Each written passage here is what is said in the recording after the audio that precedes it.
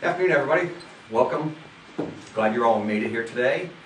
Know it's a Friday. I know we all want to get out of here. At this point, if I could have Fred Sadwood come up here, please. You can apply. You can apply. I'm not going to come up if you don't apply.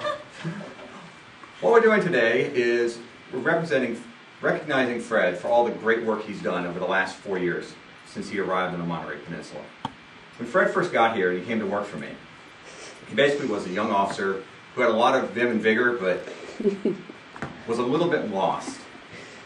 However, over the last 4 years, what we found is that he has continually proven himself, both as an officer here at NPS and as a student in the Systems Analyst and Systems Engineering program.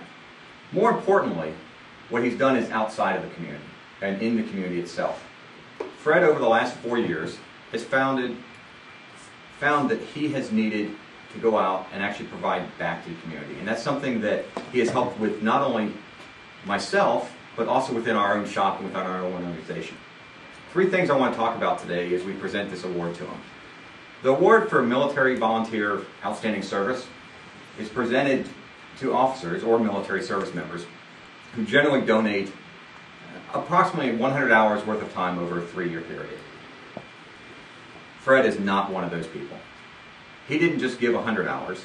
He spent over 1,900 hours in the last 4 years volunteering on the local community. He's not shy to admit that that's what he does. What I want to do is talk about 2 of the specific things that he's done on the community, and things that have really benefited not only the community himself, but also more specifically NPS. The first was that in 2009 he stood up and he took responsibility at the last minute for being the environmental committee chair at the 2009 AT&T Pro-Am. What exactly did that mean? That means, number one, he had to come to me and say, "Sir, I need to take 2 weeks off. I know graduation's coming up here in 3 weeks, and I know I've got a lot to do, but I need to leave." After I went through the shock of what that meant, having him not in my office, I said, okay. So what he did was he managed over 200 volunteers, working 14 hours a day, basically collecting trash out of the golf course. During that time, he raised over $24,000 for one of the local elementary schools in the school district.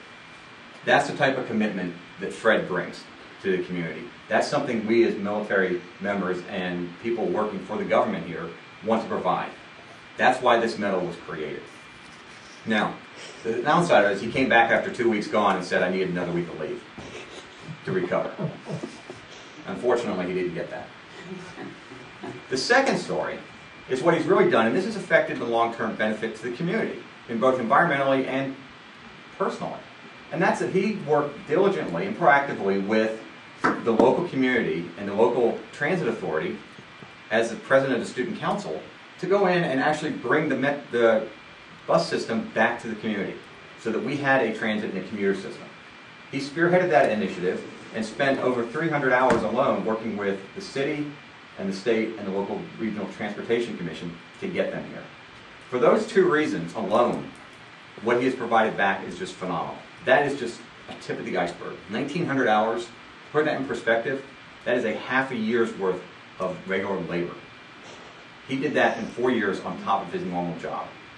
So with that, what I want to do is present Fred with the Military Outstanding Service Medal. Doesn't pin on. Instead. Thank you, sir. Thank you very much for all the work you've done. If everybody could give him a round of applause for what he's done.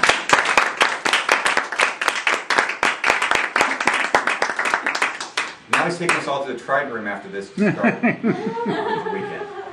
Do you have anything you'd like to say, Fred? This is a very proactive approach to presenting this award. Thank you very much, sir.